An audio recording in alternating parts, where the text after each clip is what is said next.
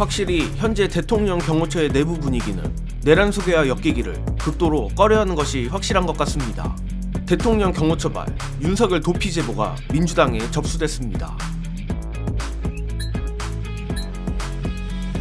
내란 속의 윤석열이 공수처의 2차 체포영장 집행을 앞두고 이미 한남동 멧돼지구를 떠나 도망갔다는 의혹이 제기됐습니다. 안규백 민주당 의원은 오늘 KBS 라디오 인터뷰에서 제가 들은 정보로는 이미 용산을 빠져나와서 제3의 장소에 도피해 있다며 더 확인을 해봐야겠지만 아마도 이미 한남동 대통령 관저를 떠나서 제3의 장소에 있지 않은가 판단한다라는 놀라운 폭로를 했습니다. 안규백 의원은 이어서 경찰에서도 소재 파악을 하고 있다는 이야기를 어제 들은 바가 있다며 한남동 관저에 있으면 굳이 소재 파악을 하고 있다고 얘기할 필요가 없지 않겠는가라고도 덧붙였습니다. 사실 이 정도 급의 제보라면 누구나 해당 정보의 출처를 대통령 경호처라고 의심할 법도 합니다만 재밌는 건 보도가 나간 지 2시간도 되지 않아 민주당 의원실 관계자 말로 정말로 해당 제보의 출처가 대통령 경호처라는 팩트체크 기사마저 떴다는 것입니다. 특히나 핵폭탄급 제보들이 이렇게 딱딱 들어맞게 터지는 걸 보면 저로선 민주당에서 의도적으로 흘리는 것 같은 느낌마저 듭니다.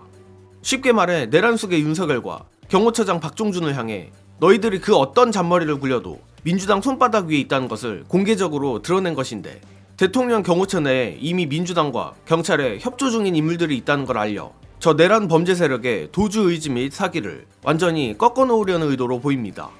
그리고 실제로 저 내란 범죄 세력이 잔머리를 굴려 도망을 친다면 체포되는 시간은 조금 늘어날지 몰라도 이는 악수 중에 악수일 수밖에 없습니다.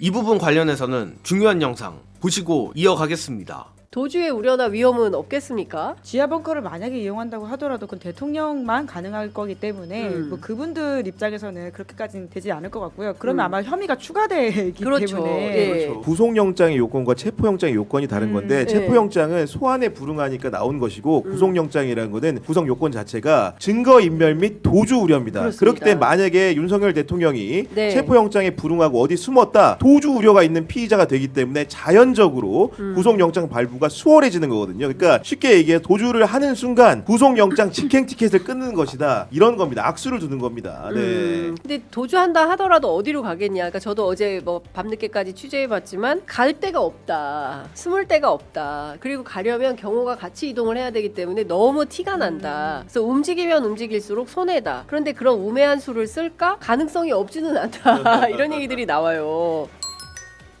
제가 개인적으로 예상하기에 영상에도 나왔듯 저 내란 범죄 세력들이 어딘가로 도피했을 가능성은 낮게 보는 편입니다. 다만 실제로 경호처 내에서 내란 소개를 모처로 도피시키자는 아이디어가 나왔을 가능성은 충분하다고 생각합니다. 오늘 안규백 의원의 경고는 바로 이 부분을 지적한 것으로 보이는데 앞서 말한 내용과 일맥상통하는 부분이지만 내란 범죄 세력들의 아이디어 회의조차 모두 민주당에 실시간으로 제보가 된다는 것을 강조하려는 것 같습니다.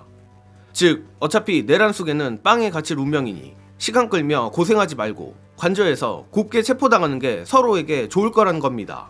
고로 결국 내란 속의 윤석열은 한남동 관저에서 경찰에 체포될 것으로 보는데 다만 그렇게 되면 아무리 대통령 경호처 내에 경찰과 민주당에 협조하는 공익제보자가 있다 하더라도 대놓고 경호처장의 지시를 거부하기는 쉽지 않을 겁니다.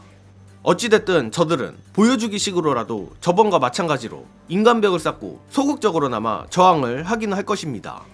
물론 사실상의 보여주기식 소극적 저항이라 큰 충돌은 없을 거라 보기는 합니다만 경호처장 박종준을 비롯해 내란에 엮여있는 경호처의 우두머리급 인사들은 12.3 내란의 주요 임무 종사자일 가능성이 높고 이러나 저러나 빵에 들어가면 빛을 보기 힘든 자들인 만큼 격렬한 저항을 할 공산이 큽니다. 그렇기에 2차 체포영장 집행 시 경찰이 더더욱 경호처 직원들을 지혜롭게 무력화시켜야 한다고 보는데 역시 경호처 직원들도 어디까지나 공무원인 만큼 이들이 내란 범죄에 가담했을 때 미래에 어떤 불이익이 있을지를 고지하는 게 가장 효과적이라 생각합니다. 끝으로 경호처 직원들이 경찰을 향해 적극적이든 소극적이든 저항을 하게 되면 벌어지게 될 일들 공유드리며 이번 영상은 여기서 마무리하겠습니다. 시청해주신 여러분 감사합니다.